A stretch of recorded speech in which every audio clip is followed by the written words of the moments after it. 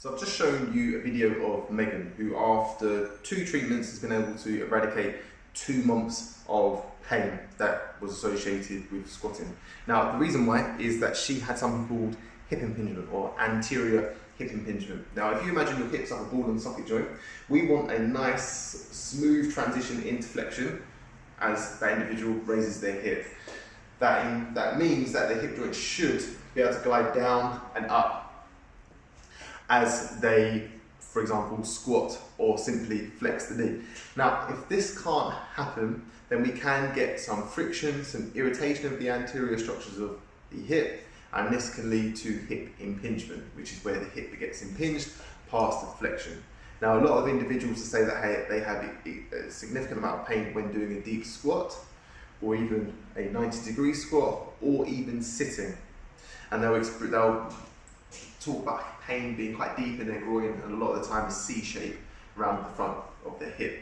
Now I'm going to show you a few things which are really good for dealing with this type of pain. First thing is the thing that Megan couldn't do at first, and that is a deep squat. Now there's a few things we want to do to allow the hip to better glide into its joint capsule. So from here, I'm actually going to stand at a 10 to 2 position. I'll show you my feet first. When I squat, my feet are going to not be straight ahead, they're going to be slightly turned out. And the reason why is this matches the angle of our pelvis. Now, from here, I'm going to push my bum back to make sure that my femurs are going to push my bum back a little bit, so I've got more range throughout my ankles and throughout my hips. And the second cue is I'm going to push my knees out, like that.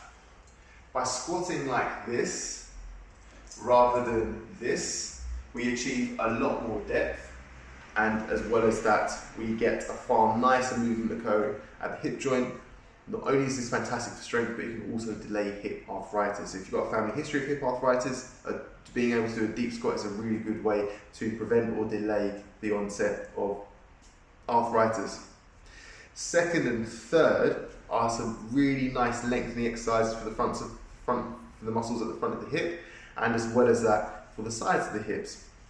The reason why we want to lengthen the muscles at the front of the hips is because we have glute minimus, rectus femoris, sartorius, other muscles which attach into the AIIS, and because there is a blend in the hip capsule, we can get a little bit of irritation if these muscles are a little bit too short and also too weak.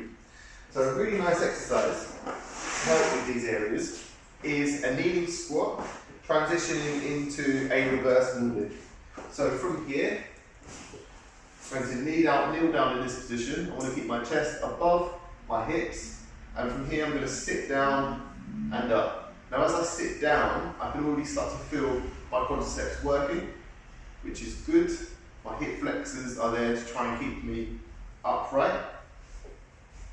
But if I want to start to lengthen them out a little bit more aggressively, I can transition from a kneeling squat into a reverse Nordic, which is where I start to lean back, keep my chest proud, and then come up. And the better I can do it, the more I can keep the angle the same as I go down and up, keeping that extension at the hip joint. Another really nice exercise is a clam. So I'm just going to tilt this down a little bit. If I can. There you go. So for a clam,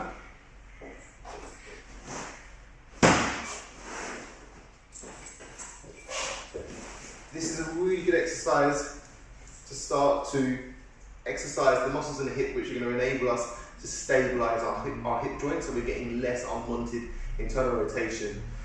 So from here, I'm going to lay with my knees at 90 degrees and my hips just beyond 90 degrees from my torso. And from this position, for an easy clam, I'm going to keep my feet together and I'm just going to abduct like this. Time under tension, 2 seconds down, 2 seconds up.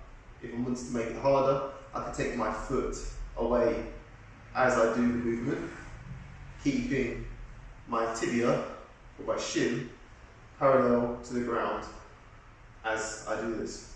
And if I wanted to make it harder, I could always put some bands around my knees. So these are really good ways to start to reduce our likelihood of hip instability, hip arthritis, hip impingement. Give them a go, let me know what you think. And if you've got any requests for a video, then feel free to hashtag ask. I haven't done one in a while.